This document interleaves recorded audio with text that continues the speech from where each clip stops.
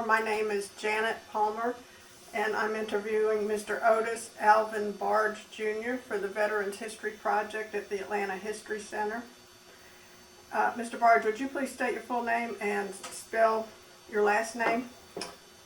My name is Otis Alvin Barge Jr. My last name B-A-R-G-E. And you go by Alvin? Go by Alvin. My daddy went by Otis. Okay. And what is your address? In Atlanta, Georgia. And what is your birth date? 6/30/20.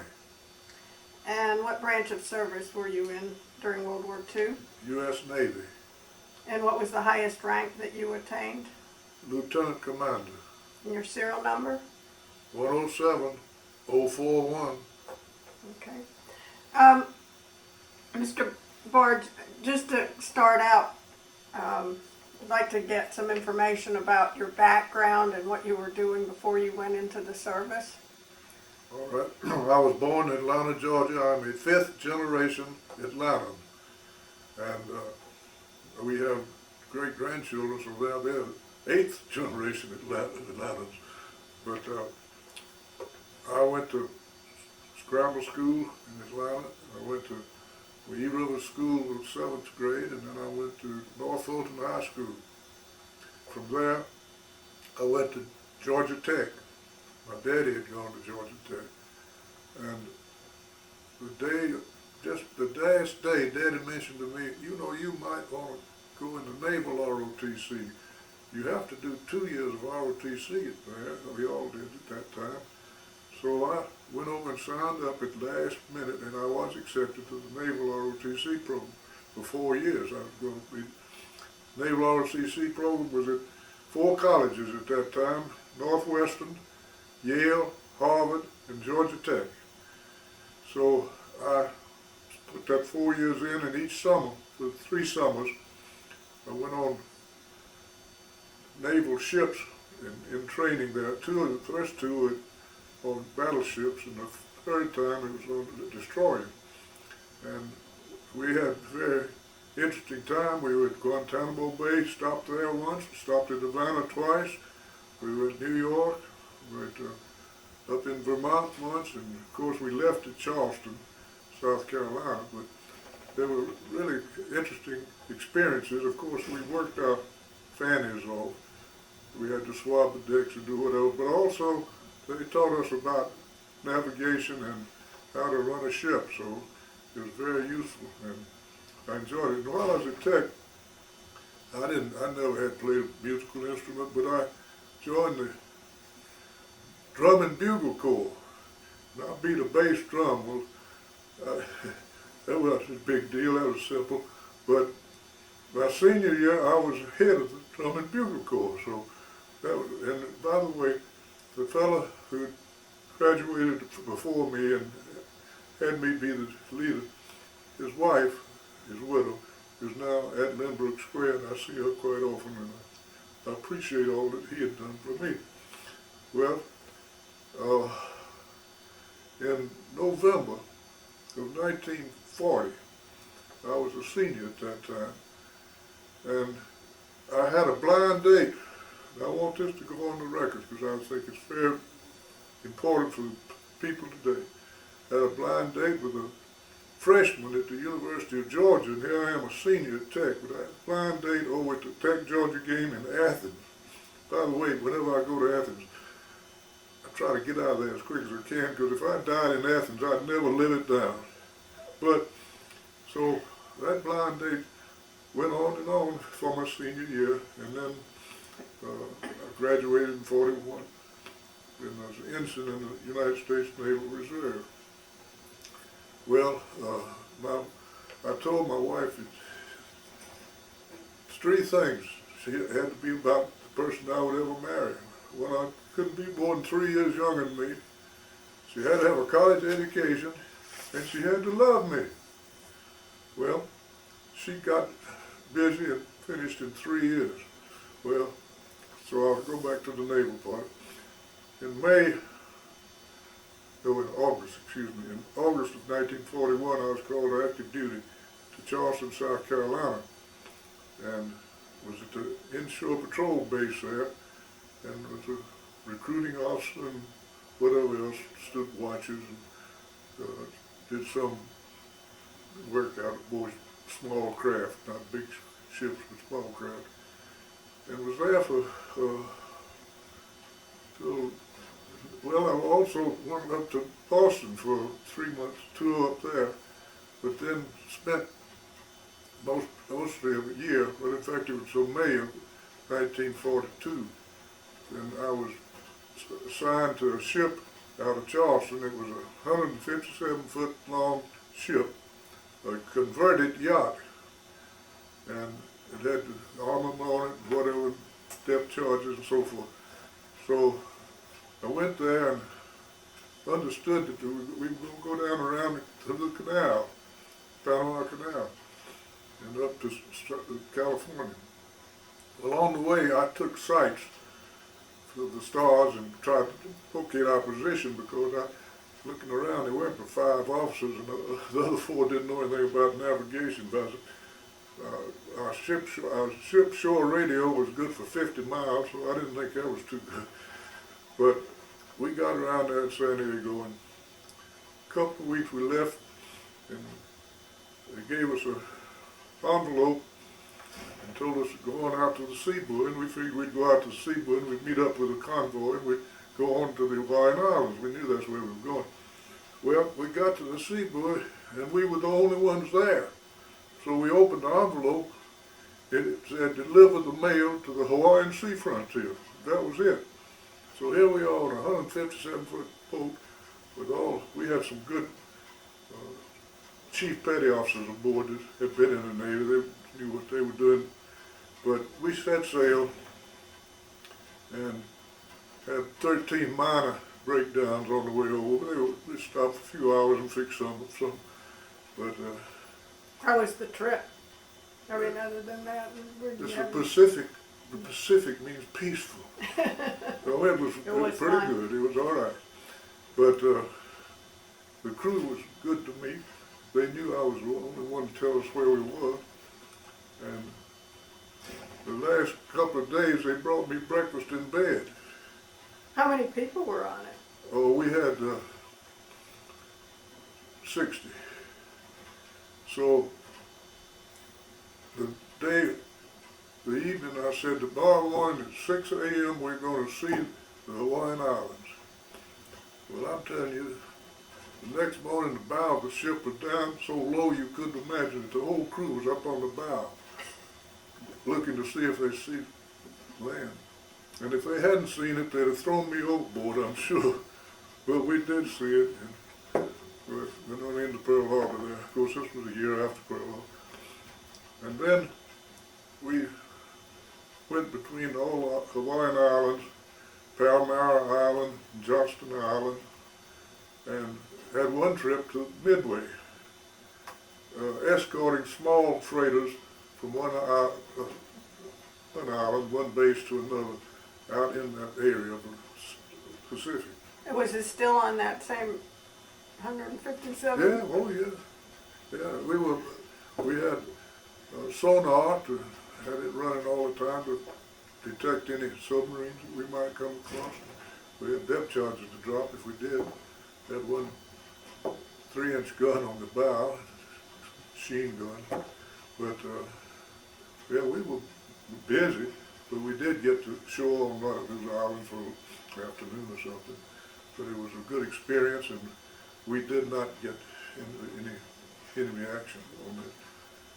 And then I came back. By the way, I was a JG, Lieutenant Junior Grade, when I went aboard. And then at the end of my time on USS Peridot, PYC-18, had been promoted to senior lieutenant. So came back, and by the way, I got back in the end of September 1943, and here my to-be wife, I hoped, had already gotten out of Georgia after a 3-year tour to get a degree, and when she got out, I was up in the Pacific. But when I got back, went to see some Cartersville, Georgia. I went up to see her, and I'd already gone with my mom and bought some rings.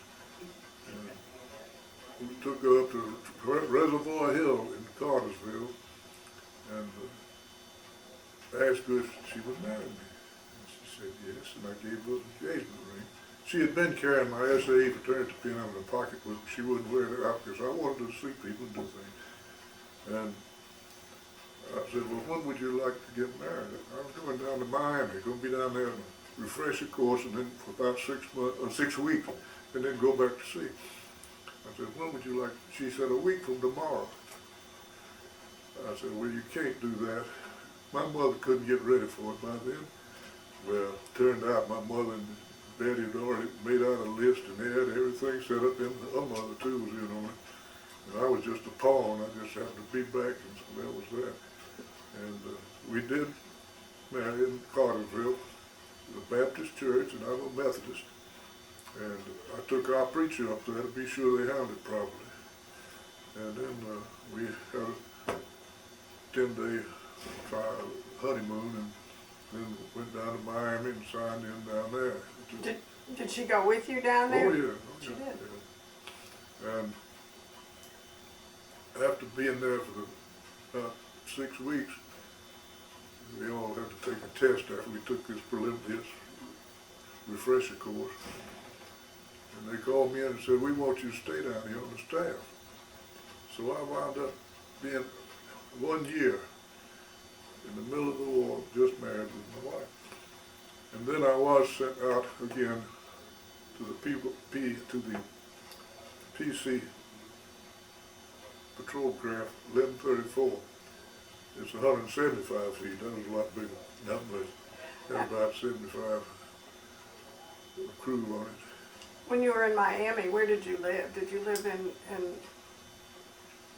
in just regular, you know? One particular time during the winter, this couple were going back home. Wait a minute, in the summer. We're going back north in the summer, and they had an ad in the paper that said they'd like somebody to come stay in their house and keep it open, so forth. So we called them and went over, and so we stayed on the Venetian Causeway, a beautiful house down there, for about 6 months, I guess, until they came back. And then I was sent out to get on the PC 1134 as commanding officer, and it was in the Philippines. I finally located it after about a month of coming around out there. And it was in on 7 invasions, they called them landings down there, but I mean, we would set up about a half a mile offshore, and the Marines and Army would line up gulfs from us until they all got there, and then they'd get a go-ahead and go in. And I want to tell you, the wonderful, wonderful Army guys and Marines, they just did, as they are doing now in Iraq, they are so wonderful. And I sometimes felt guilty for having clean sheets every night on that ship, and meals and so forth. And they were wonderful. Well, we were in 7 landings. We did not get any. We had them shoot at us, but we didn't get hit. And that lasted until just before the end of the war, and we were sent to go out to Okinawa. Okinawa had already had its landing. We had landed there, and then they told us to go on into Shanghai. So we went to Shanghai, and the war then was over, and we were asked to go up the Yangtze River 600 miles with, I had 9 ships under my command, but I was pretty old then. I was 25 years old then. 9 ships under my command. The first United States ship to ever go up the Yangtze since 1937, when the Panama was sunk by the Chinese up there back in 37. Well, we went up there carrying fuel, aviation fuel for Chiang Kai-shek's Air Force, because he was fighting the communists at the time, before he was run out of time. we made 2 trips up there, and we really did get shot up until it didn't hit us. And Are there any real experiences that you remember on that? well, yes, I remember we stopped at Nanking on the way up, and it was a double 10 day. It's October the 10th was the anniversary of the communists when they had a big, years ago when it was huge government.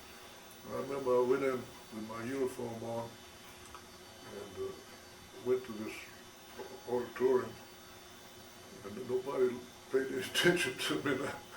I was afraid they'd go say, "We wish you weren't here," so I turned and went back out and went on up. So you never had any real interaction with any of the local? Yes, we did. We were shot at about halfway up to Hankow, is where we were going, and we returned fire. I was there too. And one of our tugs was towing the fuel oil, hit a mine, and we stayed with it. That was on the way back from my first trip, and we stayed with them until they let the others go on back to Shanghai until they sent another tug up to tow him back. But nobody injured that I know of. Another interesting thing, coming back from Hankow, we picked up a Marine, a U.S. Marine who had been infiltrating into China. The war was over, so he'd on the way out, so we had him, and he said, when we had this mine business, they decided we'd go ashore and our ship would play a tug ship crew in baseball, just softball. So we went over there and set up the thing, we're playing it. These several Chinese gentlemen with the beard down and the arms folded, standing there on the sideline watching it. And after a while I said to this Marine fellow, he spoke Chinese. I said, "What are they thinking over there? What are they doing? Standing there not talking, just watching us?" He went over and talked to him. He said, "They're trying to figure out what you're making. They didn't understand that we were playing. They wondered what we were making." And well, that was one of them. But How long were you there? where? How long were you there in China? Oh, in China? Yeah. Oh, well, see, we made 2 600-mile trips up and back. So, well, we were there into the war, August or September, about 3 months. And then I was relieved of command in the end of December. And I got home the night before Christmas Eve. And what did I have there? I had a 4-month-old son. So after a while, that part I was up, and I had gone to Jacksonville to be released from active duty. That had been sent to, and so then I was out of the service, but still a reserve.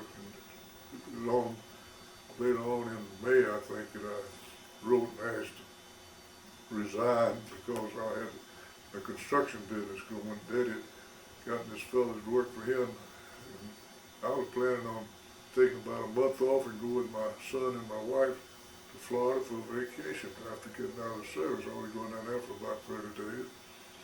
And Daddy had already got this fellow. 10 days later, I was in business, the construction business. And, What was your degree in from Tech? It was a Bachelor of Science in Architectural Engineering. That's a 4-year course. The regular architecture engineer is 5 years, but architectural engineering, they call it, and I think they call it building construction now. That was what my daddy was in, so that's what I was going into. You mentioned something, I mentioned about Swan House here. Well, in 1928, I was 8 years old. It was Saturday. My daddy says, "Come on, go with me over to this place. I want you to see what we've done in this job." So I got to see some subcontractors and talk with them. You do what you want. Well, it wound up, I came in the front yard of Swan House. That's where Daddy company, Barge Thompson Company, Dad handled that and built Swan House. Well, I was out there, I played in a pile of sand that they used to mix some mortar to lay the brick and all. But I can remember that morning. And then after the war, we did build what did you call it? It's Yeah. the building here that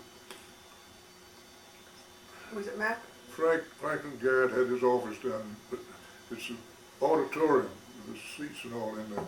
So my company built that way after 1928. For the Atlanta History Center. Yeah. Mm-hmm. So I stayed in the construction business till about 1985, 86, and since retired. Just kind of back up a little bit. When you were on those ships, how were the conditions on the ship? The food and That's what I mentioned about the clean sheets.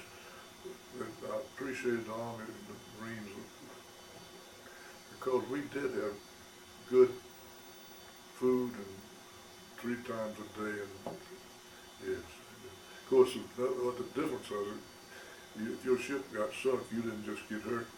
You went down, and that was it. But we were fortunate, and I appreciate the people in the Army and Marine Corps. you had plenty of supplies and Yeah. never had any problems.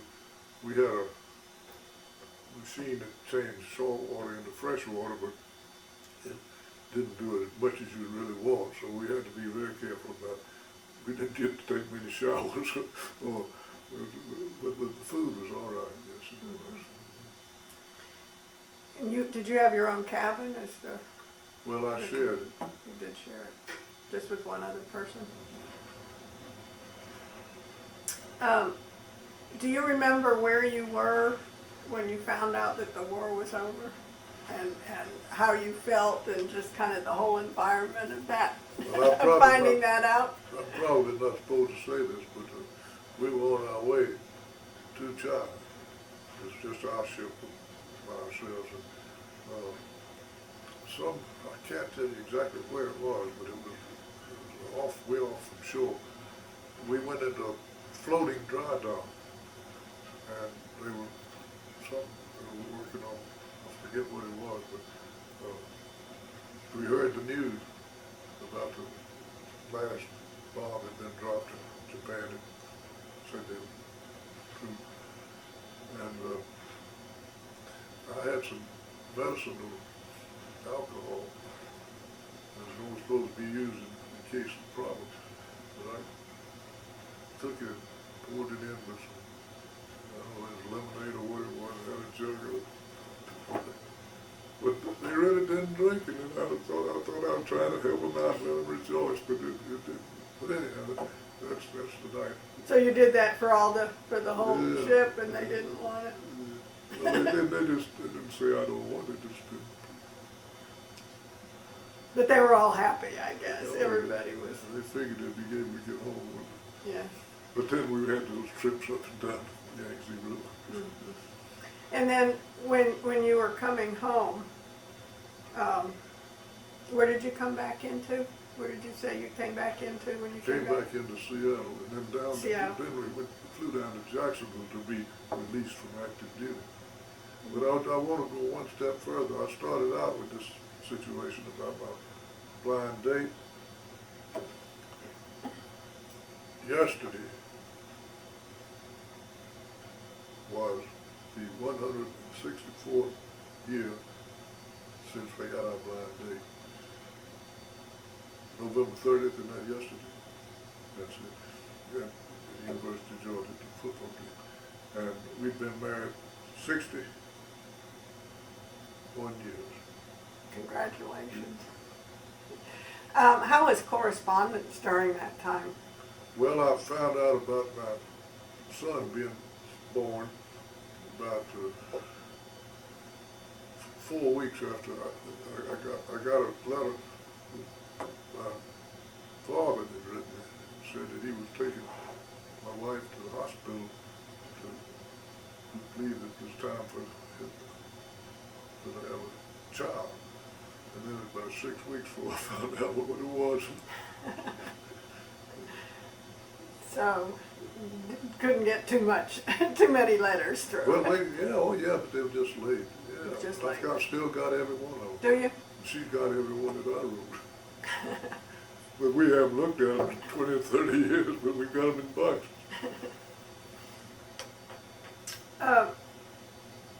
Do you remember when you came back into Seattle, just seeing the United States again? Was that a thrill, or? No, I was really thinking about getting on down to Jacksonville and getting down and getting back to. Well, we were on a ship that just was carrying soldiers and sailors, that's all. And so it took about 14 days to get across, I think. But yeah, I just waited. When you came back, and have you been involved with any veterans groups, or kept in touch with any people that you knew That's from? been one thing that hasn't been good in my experience. On those small ships, I only knew very closely 4 or 5 of the officers, and that's all the officers we had.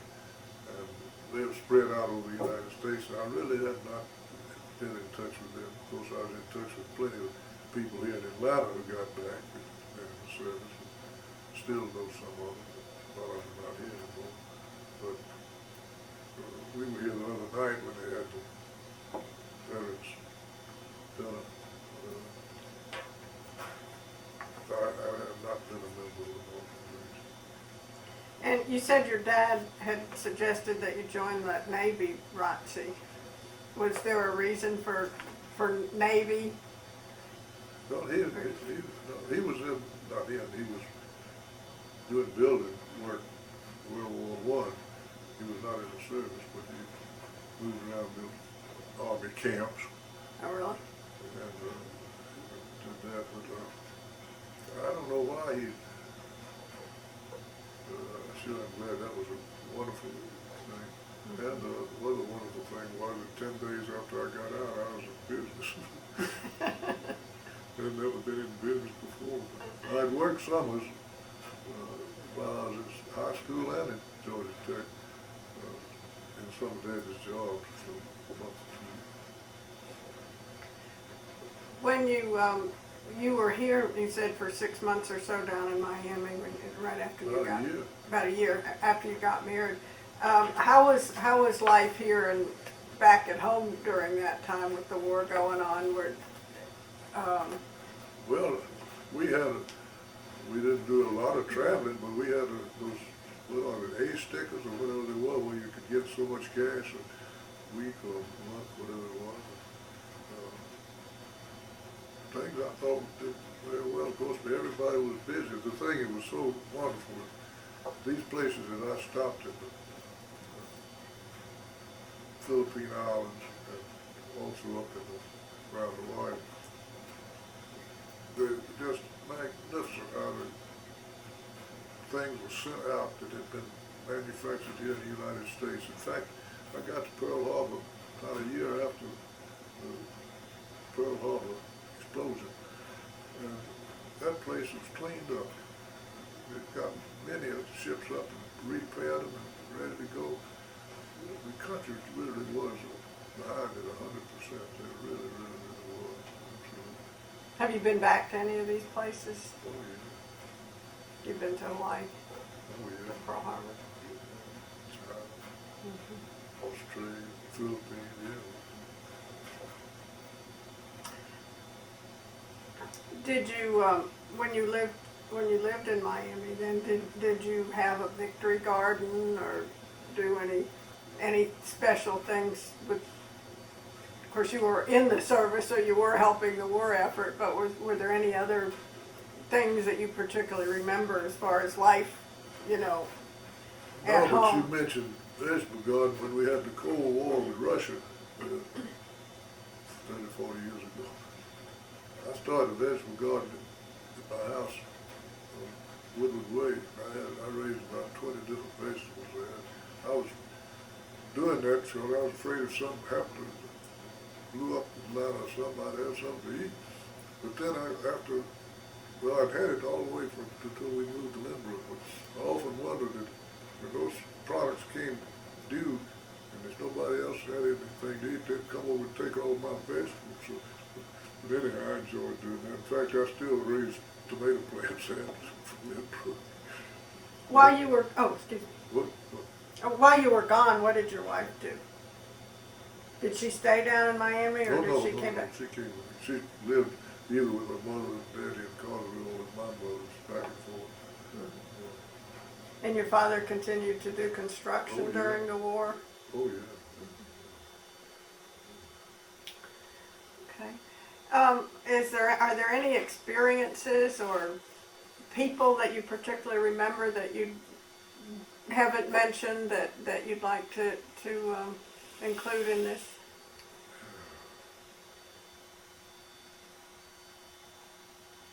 Well, I just know that I enjoyed the people I was around all the time in the service.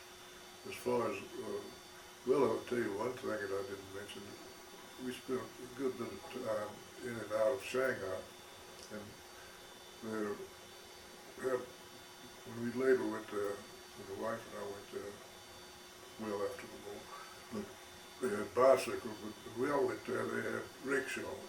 I mean, they were rickshaws, and now they have automobiles, but they really had the rickshaws, somebody pulling, you sit, one or two people sitting in the rickshaw, and they run down the streets with it, and really unloaded up. Did you ever go in one? Oh, yeah. Did you?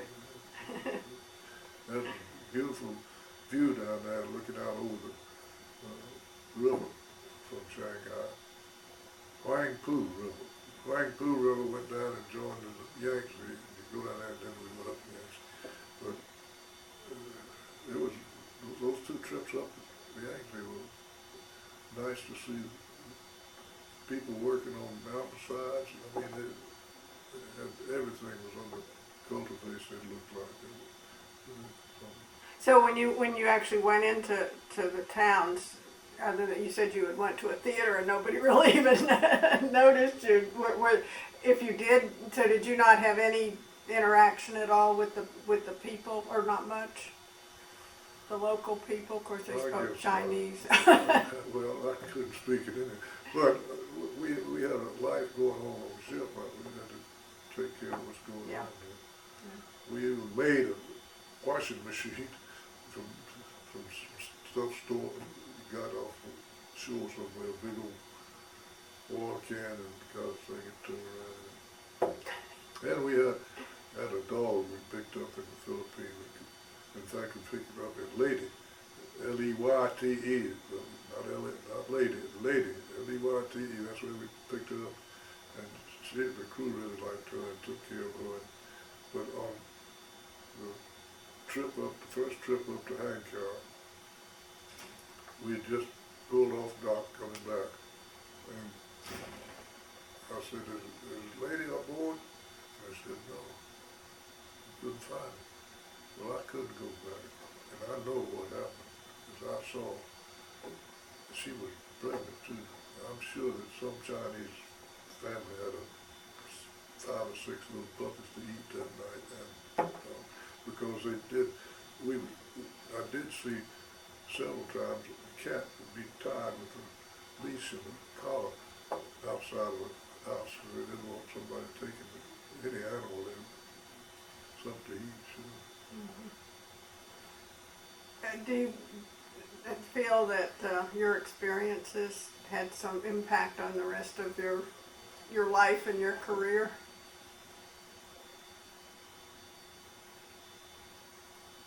I'm sure it did, but I don't know what. Okay. Is there anything else that you'd like to say? Okay. Okay. Thank you very much. All right. Thank you. And you want me to leave us with?